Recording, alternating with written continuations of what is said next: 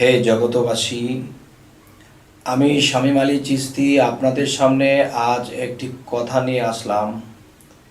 সেই কথাটি হলো, এই পৃথিবীতে আমরা জন্ম নিয়ে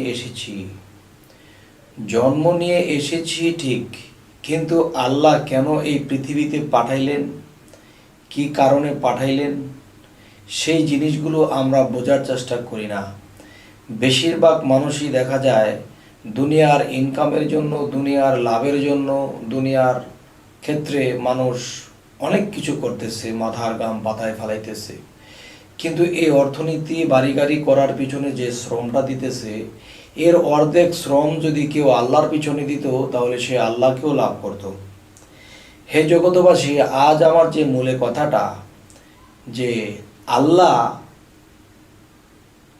আল্লাহ তাআলার জিকির মানুষ করে, আল্লাহ তাআলার জিকির সমস্ত সৃষ্টি জগৎ করে, এবং আল্লাহ তাআলার গুণগান সমস্ত বিশ্বব্যাপী এবং সমস্ত সৃষ্টি থেকে শুরু করে সমস্ত ফেরেশতা সকল থেকে শুরু করে সমস্ত মানব জাতিরা আল্লাহর গুণগান প্রকাশ করে, আল্লাহর জিকির করে।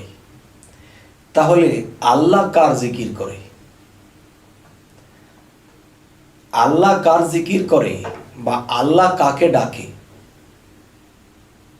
হে জগতবাসী, আজকের এই কথাটা খুবই চূড়ান্ত এবং খুবই সিরিয়াসলি। এই কথাটা যদি কেউ আমার থাম্বনেইলের মধ্যে এই কথাটা দেখেছেন, দেখে হয়তো ভিতরে ভিতরে কেউ রাগ করেছেন বা ভিতরে ভিতরে কেউ একটা ক্ষোভ নিয়েছেন, আসলে এটা কি বলল। হে জগতবাসী, যে কিছু কিছু কর্কট ভাষা কথার ভিতরেও মূল্যবান কিছু লুকিয়ে থাকে, এবং দেখা যায় কিছু কিছু ভালো ভালো কথার ভিতরে অনেক সময় কিছু কর্কটতা এবং খারাপ কথা লুকিয়ে থাকে। হে জগতবাসী, আজ আমি যে কথাটি বলবো, যে সমস্ত সৃষ্টি জগৎ এবং মানুষ আল্লাহকে ডাকে। এখন আল্লাহ ডাকে কাকে? আল্লাহ ডাকে কাকে?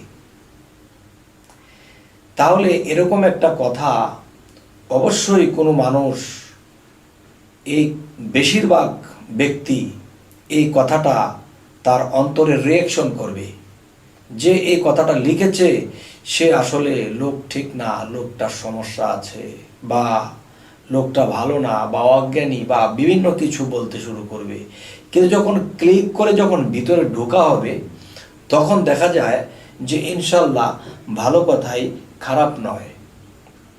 দেখুন, সংসার ফ্যামিলিতে আমাকে কেউ বলতেছে বা আপনাকে কেউ ডাকতেছে, আপনার একটা আদরের সন্তান, সে ডাকতেছে আব্বু আব্বু, তখন আপনিও বলতেছেন কি আব্বু, কি বলো বাবু বলো।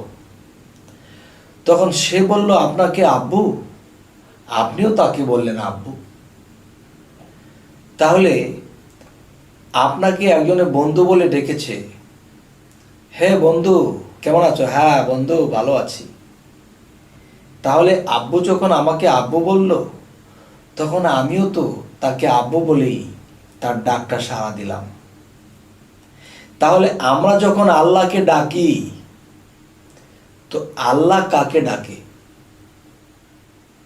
এই পৃথিবীতে কোনো উলিয়া আল্লাহকে কখনো বন্ধু বলার সাহস নাই।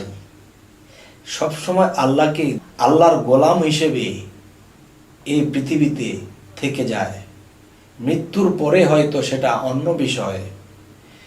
তো একজন মানুষ যখন আল্লাহকে আল্লাহ বলে ডাকে, তখন আল্লাহ তাকে কি বলে ডাকে? তখন আল্লাহ কি বলে? হে আল্লাহ, ইয়া আল্লাহ, আল্লাহু। তখন আল্লাহ বলে হে বন্ধু কি বলো বন্ধু বলো। আমি যদি মাকে ডাকি, একটা মেয়ে আর একটা ছোট মেয়ে মাকে ডাকে মা মা, তখন মা বলতেছে কি মা। তাহলে বাবাকে যখন একটা ছেলে বলতেছে বাবা, তখন বাবা বলতেছে হ্যাঁ বাবা বলো বাবা। তাহলে আল্লাহ আমাদেরকে কি বলে ডাকবে? আল্লাহ কি আমাদেরকে আল্লাহ বলে ডাকবে? না না না, যে আল্লাহ তখন কি করে, যে আল্লাহর ইবাদত করতে করতে করতে করতে করতে করতে এত প্রেমিক ব্যক্তি হয়ে যায় তিনি, তখন আল্লাহ তাকে বান্দার চোখে আর দেখে না, তাকে বন্ধুর চোখে দেখে। তখন বলে, সে যখন বলে ইয়া আল্লাহ, তখন বলে হে বন্ধু, ইয়া বন্ধু। হে যে শব্দটা, যে হে আল্লাহ, মানে ইয়া আল্লাহ, হে আল্লাহ, ইয়া আল্লাহ, হে বন্ধু, ইয়া বন্ধু। তাহলে যে কথাটি আজকে বলতে চাইতেছি, যে আমরা ডাকি আল্লাহকে, আল্লাহ ডাকে কাকে? আল্লাহ ডাকে বান্দাকে, আল্লাহ ডাকে বন্ধুকে। তা কেমন? যে এই পৃথিবীতে সমস্ত সৃষ্টি জগৎ মুহাম্মদ সাল্লাল্লাহু আলাইহি সাল্লামের দুরূদ পাঠ করে, তাহলে সমস্ত সৃষ্টি জগৎ যখন মুহাম্মদ নামের প্রশংসিত করে যখন দুরূদ পাঠ করে, তখন আল্লাহ খুশি হয়ে যায়। তখন আল্লাহ খুশি হয়ে সে মুহাম্মদ যে আল্লাহর দোস্ত, এই দোস্তের নামে আল্লাহ নিজেও দুরূদ পাঠ করে। হে জগতবাসী, জানি না কোন হাদিস দলিলের কথা, যদি আমাকে কেউ জিজ্ঞাসা করে যে আপনি কোন দলিলে পাইলেন, কোন হাদিসে পাইলেন, না বাবা,